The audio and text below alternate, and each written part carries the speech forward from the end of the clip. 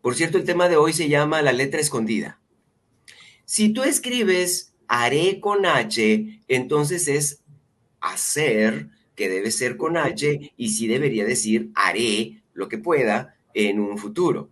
Pero si le quitas la H es correcto, porque entonces ya no es haré de hacer, sino haré de arar la tierra. Entonces imagínate aquel señor que trabaja en el campo y llega en la noche cansado a su casa y saluda a su esposa y le dice, hoy haré lo que pude, labré la tierra lo que pude, porque le quito la H. Entonces si le quito la H, el significado de la palabra cambia totalmente. Entonces fíjense qué importante es esa parte de la H.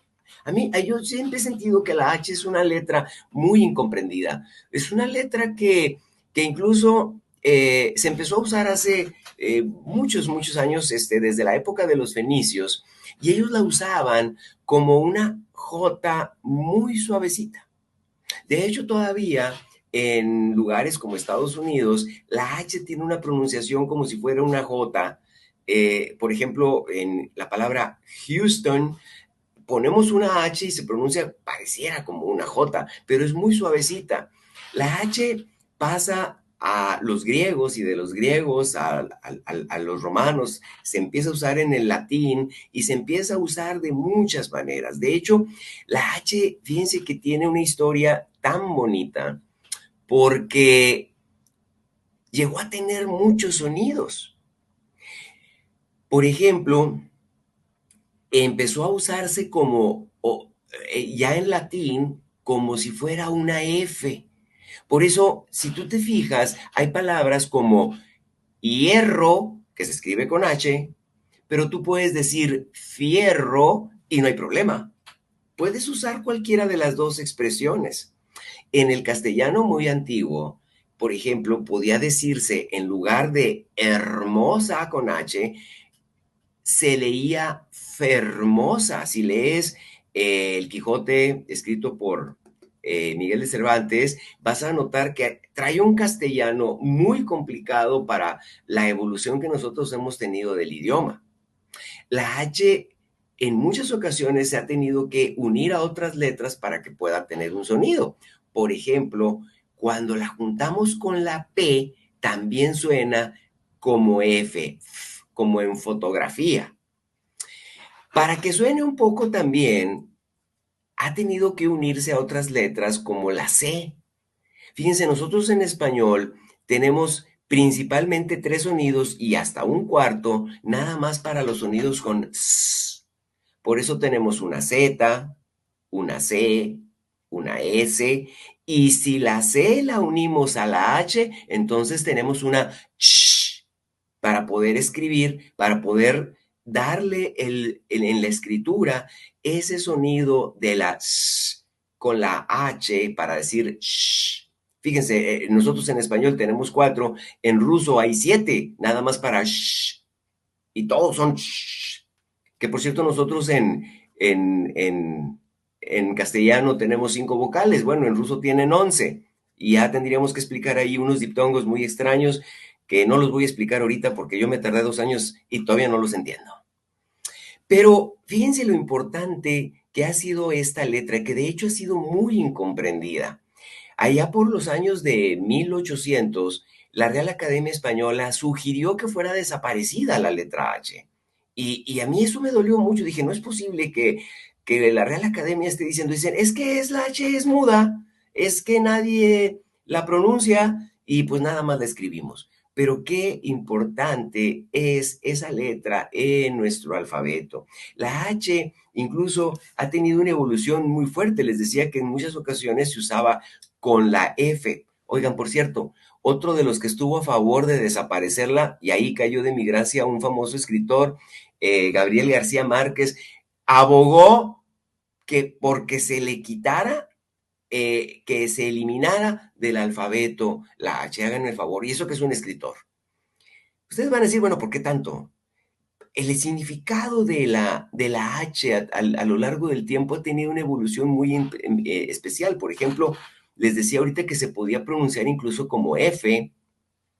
Entonces, por ejemplo, tú podías decir furto Ahora usamos la palabra hurto, cambiamos la F por la H. Incluso la palabra furtivo quiere decir algo que se obtiene de forma ilegal y viene con la F, furto. Antes, en lugar de decir harina, se decía farina. El uso o no de la H puede tener muchas situaciones, porque, por ejemplo, me voy a ayudar con este pizarroncito, porque, por ejemplo, si yo escribiera,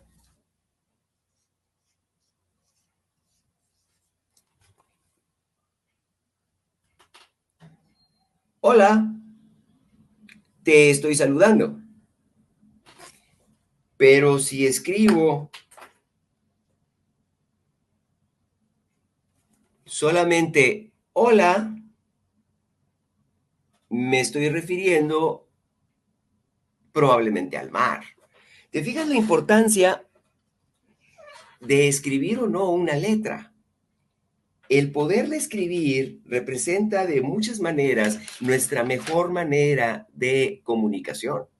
Otro ejemplo de la F es, por ejemplo, anteriormente, en lugar de decir humo, como lo decimos hoy con H, antes se decía fumo con F. Hoy seguimos usando la palabra, pero siempre refiriéndonos a las personas que utilizan los cigarrillos. De ahí viene fumar, que sería algo así como humear. Y hay muchísimas, muchísimas palabras. Pero ¿por qué estamos hablando tanto de la H? A mí me llamó mucho la atención porque hay una palabra en hebreo que se escribe, la voy a escribir en hebreo, y sé muy poco hebreo, pero eh, se escribe así. Espero que la puedan ver. Muy bien. Recuerda que la tienes que leer de derecha a izquierda, no como nosotros leemos de izquierda a derecha. Esas cuatro letras se llaman el tetragrama o tetragramatón.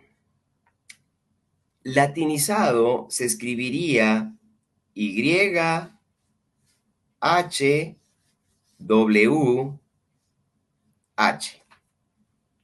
Algo así. Espero que todos lo puedan ver. Esa palabra que tiene dos H's no se puede pronunciar porque, así como comentábamos que nosotros en español tenemos 5 vocales y en otros idiomas llegan a tener hasta 11, como en el ruso, curiosamente, en hebreo, las vocales no se escriben. Se empezaron a usar los puntos vocálicos hace apenas, bueno, unos cuantos siglos, de la Edad Media para acá, para poder comprender mejor los escritos. Pero desde la época del escritor que fue Moisés, cuando nos narra el llamamiento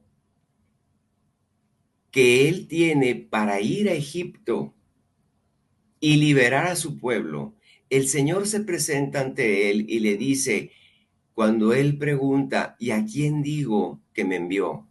Y el Señor le dice, yo soy te envía. Por eso, cuando Moisés empieza a escribir el yo soy y escribe este tetragrama, la interpretación, no la traducción, porque la traducción no se puede pronunciar. El pueblo judío llegó sencillamente al ver las cuatro letras con un gran respeto, decir Adonai, que significa Señor. En algunas otras ocasiones prefieren decir el Eterno, el Hasem, que en la bendición empieza Yeberejeja Hasem Bishbereja, el Señor o el Eterno te bendiga y te guarde. Pero al ver las cuatro letras y sobre todo las dos H's, impronunciable YHWH, el pueblo sabía que era el nombre de Dios y que tenía que manejarlo con un gran respeto. En Éxodo capítulo 20, versículo 7, quiero leerlo. Está escrito, mis hermanos, no tomarás el nombre de Jehová tu Dios en vano, porque no dará por inocente Jehová al que tomare su nombre en vano. El nombre de nuestro Señor es un nombre que debe de manejarse con respeto. Para facilitar la manera, ya latinizado y en castellano, las personas en la Edad Media agregaron vocales a estas cuatro letras, y estas cuatro letras primero agregaron una A y una E. Y tú puedes leer en muchas Biblias Yahvé. Espero que se vea al derecho. Yahvé. Y la interpretación que la gente daba era el yo soy, el eterno, el que creó todo, el que era, el que es y el que será por la eternidad. Luego, ya para un poco más acá en la Edad Media, de la Edad Media, agregaron para algunas versiones castellanizadas de la escritura tres vocales y entonces el Yahvé cambió por Jehová, que al principio se consideró como un error y que entre menos vocales era lo más correcto. Sin embargo, fue aceptado y nosotros nos gozamos, bueno, yo al menos que me gusta mucho la versión Reina Valera, en donde la palabra Jehová es la que se utiliza. Quiero comentar que en las versiones antiguas de la escritura, por ejemplo, en la época de Saúl y de Jonatán, cuando se escribía, llegó a escribirse allá por el año 950 antes de nuestro Señor Jesucristo, exclusivamente se escribía la YW. En el libro de Reyes, en las historias registradas, que por cierto el que los escribe, según dicen los que saben, que fue Jeremías. Jeremías escribe 4 libros, los 2 libros de Reyes, su libro Jeremías, que por cierto más de la mitad le escribió Baruch, su secretario, y Lamentaciones. Pero en las historias de Elías y cuando Elías se comunica con Dios, aparece la escritura YHW. Y seguía siendo el eterno, Jehová el Dios de los ejércitos, Jehová el que su nombre debe ser pronunciado con propiedad, no usar su nombre en vano.